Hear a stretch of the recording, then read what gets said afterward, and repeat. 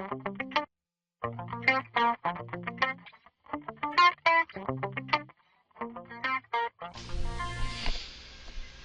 araw po sa inyong lahat. Ako po si Kiko Javier, ang isa sa mga pioneer leaders po nitong magandang balitang programa na to na Supreme Wealth Alliance Ultimate. Okay, so ang pag-uusapan po natin ngayon ay dalawang bagay. Una, paano ba gagawa ng free account?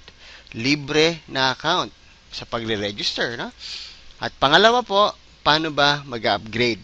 Okay, kapag magbabayad ka na at gusto mo na mag-join, nakapag-desisyon ka na, paano mo gagawin yun? So, dalawang subjects po ang pag-uusapan natin. Paano gagawa ng free account?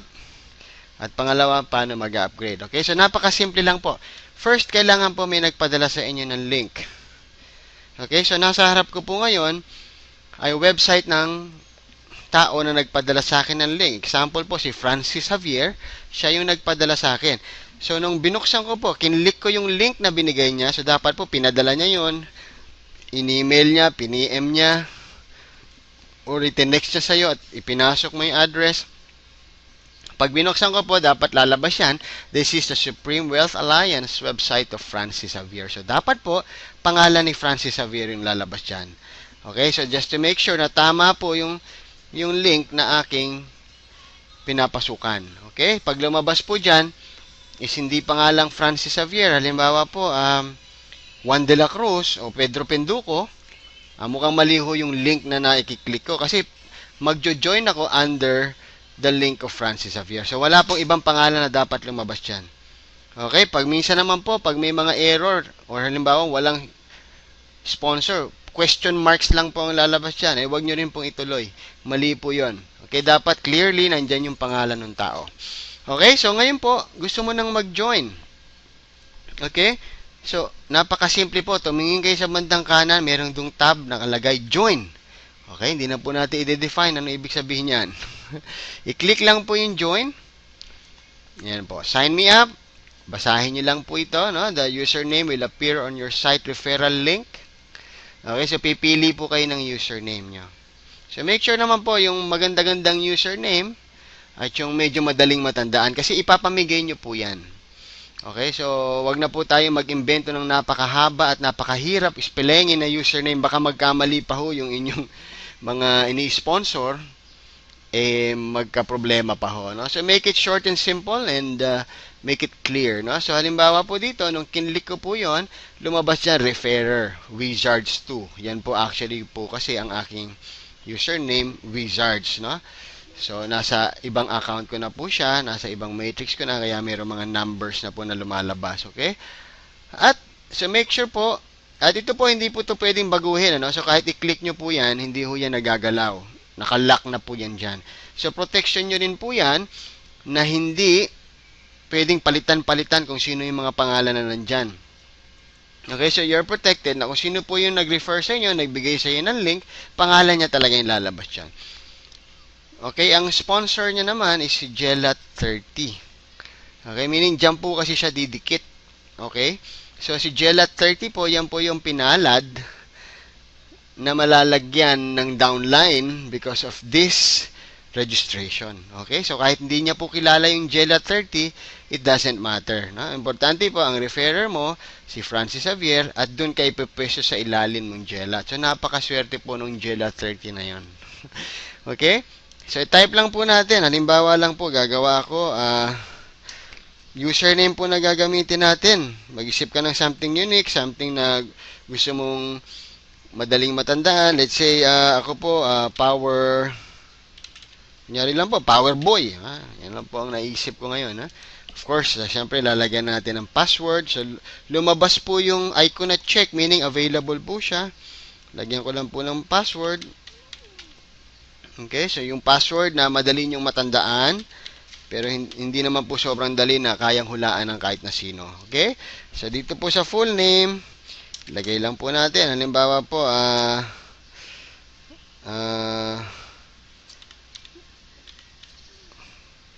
Kikoy. Yan. Yan. Kunyari lang po, yan ang pangalan ko. Ano? Then of course, an email. Gamit na lang po tayo ng isa sa mga email ko. Ayan. Country. Philippines. Okay? So, once na fill upan ko na po yan, tama yung username, may password ako, kumpletong pangalan ko, email ko, saan ang country ko, agree, then sign me up.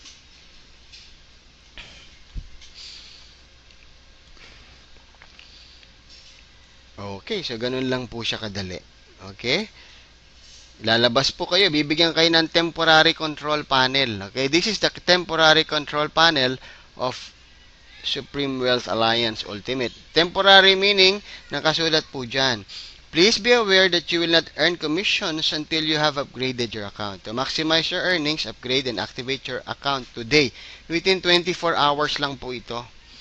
After 24 hours po, mabubura po sa system yung inyo pong ginawang account, no? So, okay lang naman po yun kung hindi pa kayo ready. But you have to create another one again.